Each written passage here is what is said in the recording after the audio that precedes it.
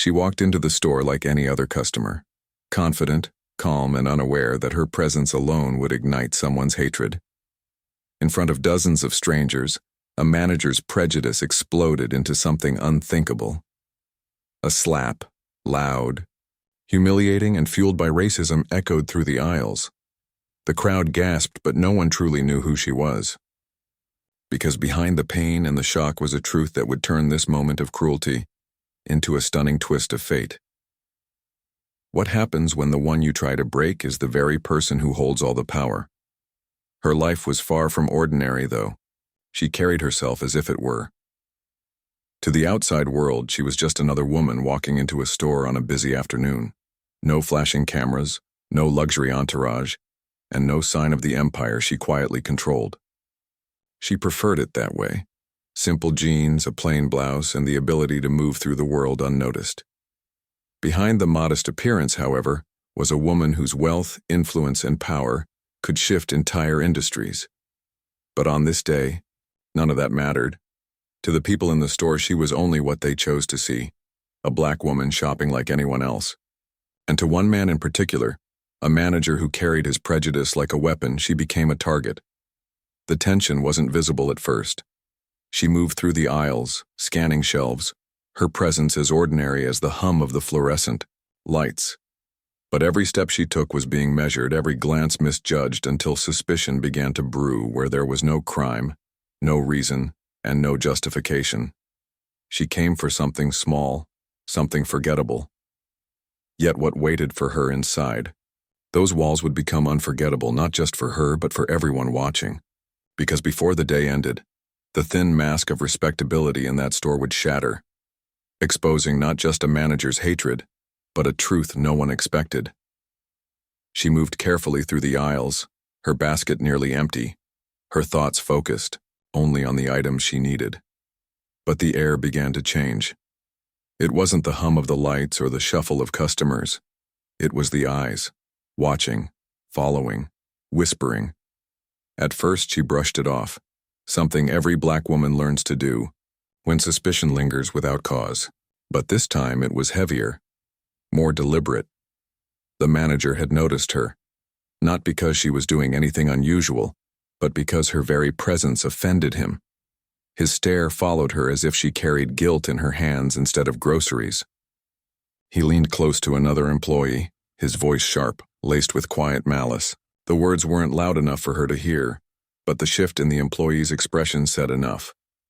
Judgment had been passed. When she walked toward the register, the tension thickened.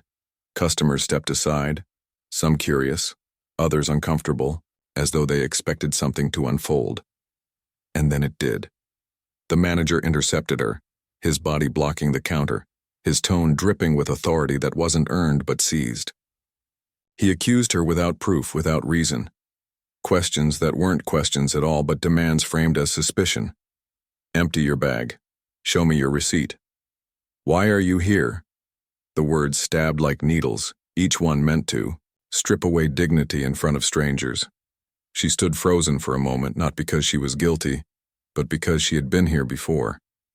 Different places, same story. Always doubted. Always less than. The crowd began to murmur. Some pulled out phones, recording what they thought might be a spectacle. Others shook their heads, uneasy but unwilling to step in. And just when it seemed his words weren't enough, his anger escalated. The slap came without warning. Sharp, echoing. A sound that silenced the store and burned into memory. Her cheek stung, but the deeper wound was invisible. The humiliation of violence served not in shadows, but in the full glare of public view. Gasps broke out. Someone cried out in protest. Yet still, no one moved closer. She stood there, stunned, but not broken, her dignity holding steady against the storm. The manager, chest heaving, seemed satisfied, certain he had put her in her place. He had no idea where her place truly was, because in that moment, as the sting of the slap pulsed through her skin, another truth stirred inside her. A power hidden beneath her simple clothes. A reality that would soon crash down on the man who thought she was nothing. The crowd leaned in, sensing something more was coming. And they were right. The real story hadn't even begun. The room was frozen in silence, the echo of the slap still hanging in the air. Her cheek burned, but it was the humiliation that cut deepest, the sting of being struck not just as a woman, but as a black woman in public with no one daring to intervene. The manager stood over her, chest puffed, convinced he had proven something. To him, she was powerless. To him, she was small. The crowd watched, eyes wide, some whispering, others recording, but no one stepping forward. And in that painful stillness, she felt the weight of centuries pressing down on her shoulders, the familiar script of oppression playing out again, right there under the harsh glow of supermarket lights. For a moment, time seemed to bend, all the voices telling her to stay quiet, to keep her head down, to let it go. But this time she didn't. Slowly, she lifted her head. The redness on her cheek glowed like a scarlet mark of defiance, not shame. Her gaze locked onto the manager, unshaken, steady. Something in her eyes made him flinch, just slightly, but enough. Because what he didn't know was about to destroy everything he thought he controlled. With the crowd watching, she reached into her bag, not for stolen goods, not for excuses, but for proof of a truth that would flip the script entirely. Papers, contracts, documents that spoke louder than his accusations, stronger than his prejudice. The seal of ownership, the undeniable mark that this store, these walls, this very place where she was humiliated, belonged not to him, but to her. The room gasped again. The manager's face drained of color, the confidence slipping from his posture. He opened his mouth, but no words came, because the woman he had slapped in hatred was the billionaire owner standing right in front of him. And in that single moment, the balance of power shifted forever. The truth hung heavy in the air, papers in her hand, power in her silence, and a crowd of strangers witnessing the unmasking of hatred. The manager who once towered over her now shrank in his own shadow, the arrogance drained from his face.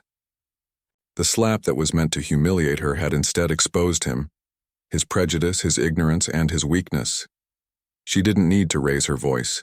She didn't need to retaliate. The weight of truth did the work for her. In that moment, she stood not just as a woman reclaiming her dignity, but as a mirror held up to society itself. The crowd shifted, some in shame, others in awe, realizing they hadn't simply watched a confrontation. They had witnessed the unveiling of a deeper reality, because this story was never just about one manager or one slap. It was about how quickly dignity can be stripped when skin color becomes a target. It was about how prejudice disguises itself as authority, and how silence from bystanders often allows it to thrive. But it was also about resistance, about power, hidden where the world least expects it, about the unshakable truth that worth cannot be defined by hatred. She left the store not as a victim, but as a reminder. A reminder that injustice, no matter how loud or public, cannot erase identity or ownership. And for those who watched, both in that store and beyond the screen, it was a wake-up call. Because the real question isn't what happened that day. The real question is this: how many more slaps, how many more humiliations before we decide enough is enough?